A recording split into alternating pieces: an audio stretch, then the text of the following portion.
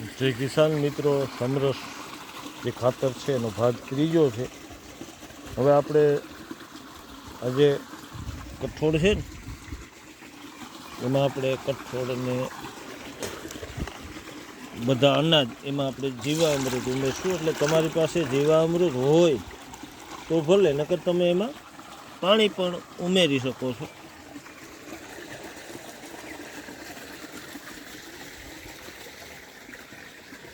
અને હવે જે આપણી આ વનસ્પતિ છે ને એ આપણે આમાં જ ઉમેરશું.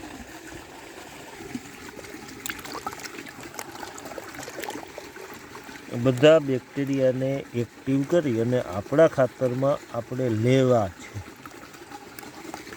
અને વનસ્પતિને ધોવાની નથી.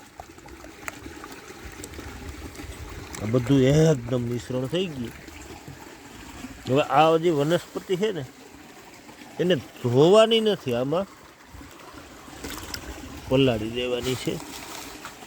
35 પ્રકારની વનસ્પતિ 2, 5, 4 પાન હાલે, કોઈ ઝાઝા પાનની જરૂર નથી. જેટલા એના તત્વ છે, એના સ્વાદ છે, એ બધું આપણે મળી જવાનું છે. હવે આજે બાકી રહેલું જીવામૃત પણ એમાં ઉમેરી દઈશું. થોડુંક આમાં પણ ઉમેરી દઈશું. હવે જો આજે 10 લીટર આ છે, 10 આ છે, કુલ 20 લીટર જશે. અને આ જે આપણું ગાય માતાનું ગોબર છે, હવે આપણે એમાં ખાપ લગાવતા જાઉં અને આને મિશ્રિત કરી દઈએ.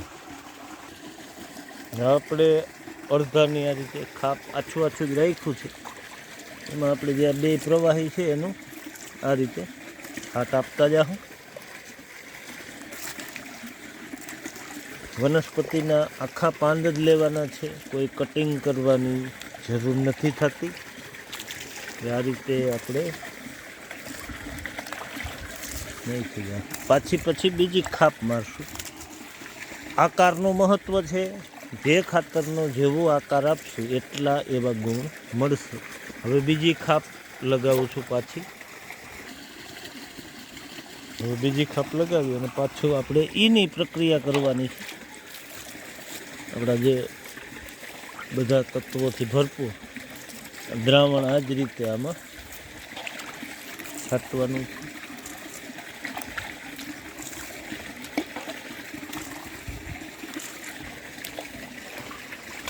બધી વનસ્પતિ છે.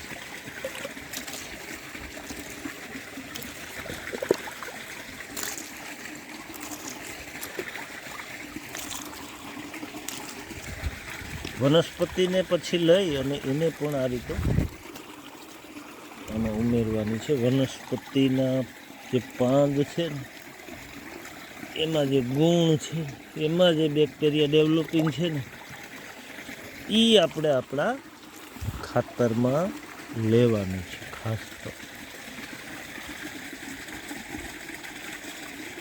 આ રીતે આપણે કમ્પ્લીટ બધી ખાપ મારી દઈશું. અને ત્યારબાદ આને આપણે ખાલી 12 ઇંચના દળમાં અને ખૂણા 4 ખૂણા આપી અને બનાવશું. સમરસ બનાવવાનું છે. અને હરેક વસ્તુના આકારની ઝાઝી બધી કિંમત હોય તો ખેડૂત મિત્રો આકાર આપણે ખાસ લેવાનો છે. હવે આગળ આપણે ચોથા ભાગમાં આગલી પદ્ધતિ કહીશ એવું આ સમરસ ખાતર કે જેમાં કોઈ તત્વની ઘટ જ નથી. જુઓ, તમામ તત્વો મળી જવાના છે. જેનું સંશોધન નથી એ પણ મળી જવાના. ખાસ જોજો ખેડૂત મિત્રો, આગલો ભાગ આપણે બનાવીશું.